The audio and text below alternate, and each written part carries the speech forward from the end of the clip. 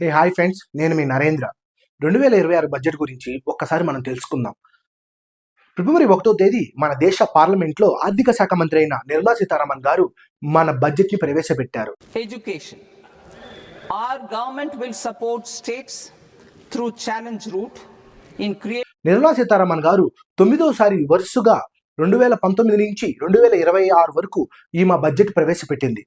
నిర్మలా సీతారామన్ గారు ముఖ్యంగా major departments కి ఎంతెంత కేటాయించిందో ఒక్కసారి చూద్దాం మనం. ట్రాన్స్పోర్ట్ డిపార్ట్మెంట్ కి 5,98,520 కోట్లు, డిఫెన్స్ కి 5,94,585 కోట్లు, రూరల్ డెవలప్మెంట్ కి 2,73,108 కోట్లు, హోమ్ అఫైర్స్ కి 2,55,234 కోట్లు, అగ్రికల్చర్ కి 1,62,671 కోట్లు, ఎడ్యుకేషన్ కి 1,39,289 కోట్లు, ఎనర్జీకి 1,09,029 కోట్లు, హెల్త్ కి 1,04,599 కోట్లు, అర్బన్ డెవలప్మెంట్ కి 85,522 కోట్లు, ఐటీ టెలికాం కి 74,560 కోట్లు, కామర్స్ అండ్ ఇండస్ట్రీస్ కి 70,296 కోట్లు, సోషల్ వెల్ఫేర్ కి 62,392 కోట్లు, సైంటిఫిక్ డిపార్ట్మెంట్ కి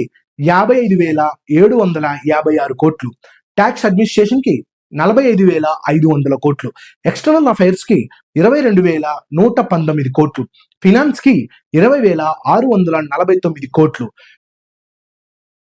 ఫ్రెండ్స్, ఇది నా ఫస్ట్ వీడియో. ఫ్రెండ్స్, ఇలాంటివి మరి ఎన్నో ఇన్ఫర్మేషన్ మీ ముందుకు తీసుకొస్తాను.